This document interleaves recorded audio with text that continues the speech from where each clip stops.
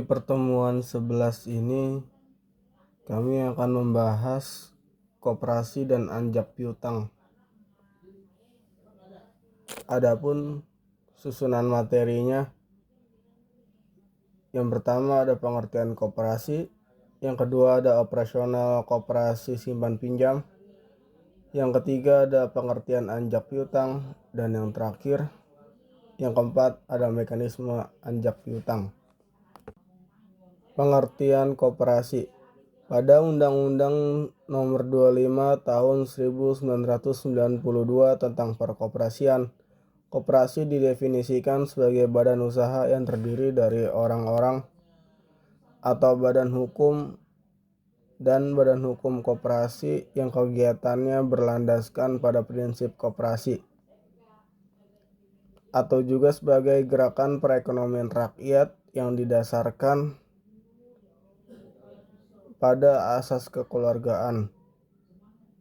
Sebagai rujukan saat ini dipakai undang-undang tersebut karena pada tahun 2013 Mahkamah Konstitusi membatalkan berlakunya Undang-Undang Nomor 17 Tahun 2012 tentang perkoperasian karena undang-undang ini dianggap bertentangan dengan UUD 1945.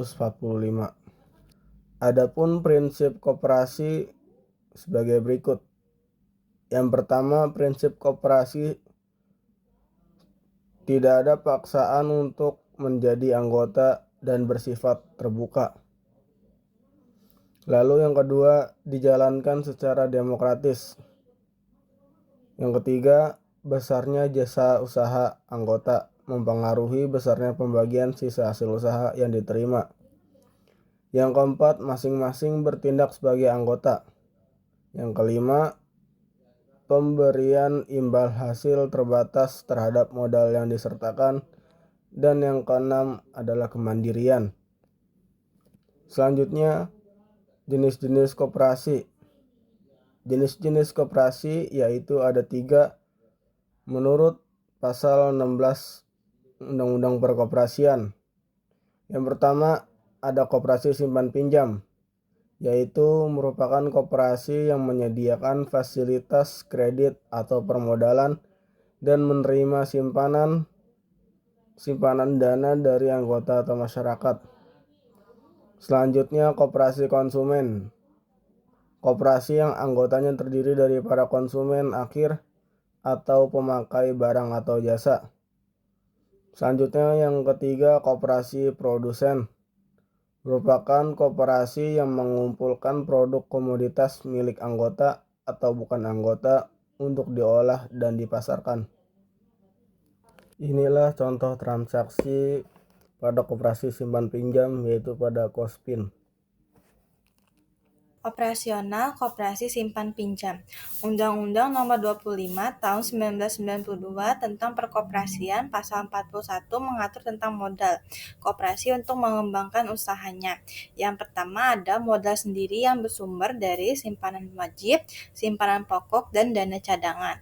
Lalu yang kedua ada modal pinjaman yang bersumber dari yang pertama ada anggota, koperasi yang lainnya, bank dan lembaga keuangan yang lain, serta penerbitan obligasi dan lainnya yang sah.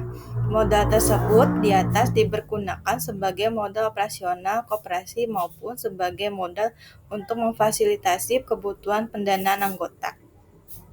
Sebagaimana layaknya badan usaha lainnya, koperasi juga bertujuan untuk memperoleh keuntungan atau yang dikenal dengan istilah sisa hasil usaha. Sisa hasil usaha adalah pendapatan koperasi yang didapat selama 1 tahun dikurangi dengan biaya penyusutan, kewajiban, dan beban pajak dalam tahun yang bersangkutan. Pengertian anjak piutang. Otoritas Jasa Keuangan melalui POJK Nomor 35 POJK 05/2018 mengenai perusahaan pembiayaan disebutkan bahwa anjak piutang adalah aktivitas pembiayaan di mana piutang usaha perusahaan dibeli atau diambil alih oleh perusahaan anjak piutang untuk penyelesaiannya. Anjak piutang merupakan salah satu bentuk pembiayaan jangka pendek dengan cara mengalihkan piutang perusahaan kepada pihak lain. Pihak yang terlibat dalam anjak piutang yaitu yang pertama klien, merupakan perusahaan yang menjual tagihannya kepada perusahaan anjak piutang melalui suatu perjanjian. Yang kedua, faktor, merupakan perusahaan anjak piutang yang membeli atau mengambil alih piutang perusahaan atau klien. Dan yang terakhir adalah pelanggan, merupakan perusahaan yang melakukan transaksi jual beli dengan klien dan menyepakati pembayarannya tersebut diserahkan kepada faktor.